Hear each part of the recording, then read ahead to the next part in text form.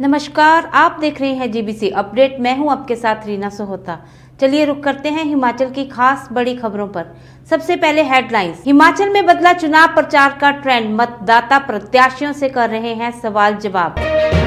अब तक नहीं बना वोटर आईडी कार्ड तो परेशान ना हो, इस दिन तक आसानी से पूरा होगा काम।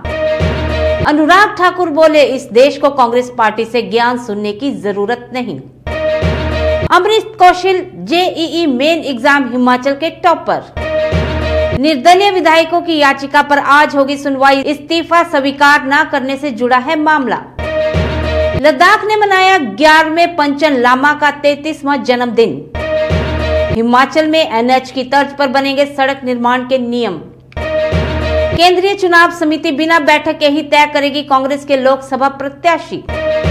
साइबर ठगों ने गृह मंत्रालय के नाम पर हिमाचल के कई स्कूलों को भेजा नोटिस। कुल्लू लाहौल में बर्फ से लदी वादियों के दीदार करने उमड़े सैलानी। अब खबरें विस्तार से। हिमाचल में चुनाव प्रचार का ट्रेंड बदल गया है। हाथ और फूल देखकर वोट देना, लाउड स्पीकर से वोट मांगने और महिलाओं को बिंदियां बांटकर प्रचार का प्रचलन खत्म हो गया है। इसकी वजह अब पार्टी के समर्थक लोगों के घर घर जाकर वोट मांग रहे हैं।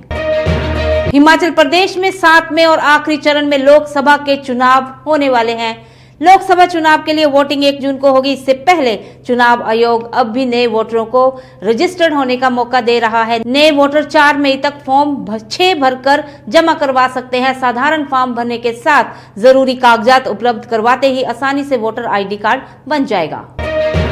जेईई मेन 2024 में 56 छात्रों को 100% मिला है। वहीं अमृत कौशल हिमाचल प्रदेश के टॉपर रहे हैं।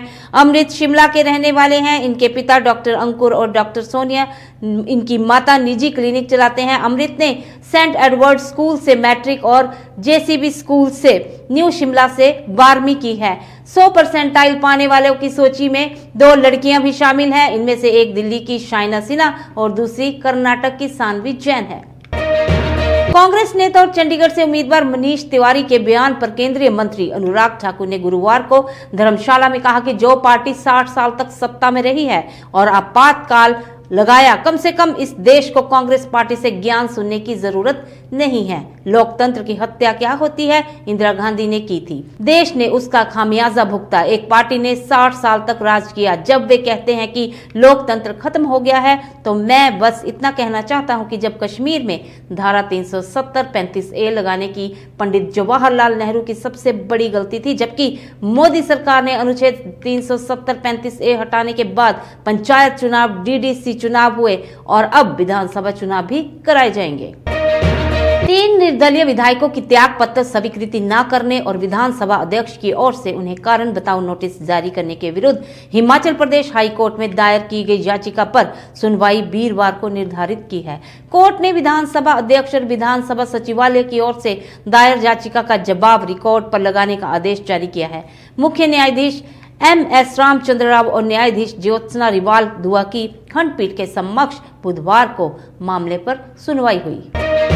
तिब्बती धर्मगुरु 11वें पंचन लामा का हुआ 33वां जन्मदिन सोमवार को लद्दाख में धार्मिक रीति रिवाज के साथ मनाया गया। इस दौरान उनके कुशल होने की कामना करने के साथ साथ चीन से उन्हें रिहा करने की अपीलें भी की गई है। बता दें कि 1999 में 10वें पंचन लामा के बाद गधहून चोय की नाइमा को 11वां पंचम लामा चुना गया था। 6 वर्ष की आयु में उन्हें चीन की सरकार ने अगवा कर लिया था। अब 27 साल बीतने के बाद भी 11वें पंचन लामा का कोई अता पता नहीं है।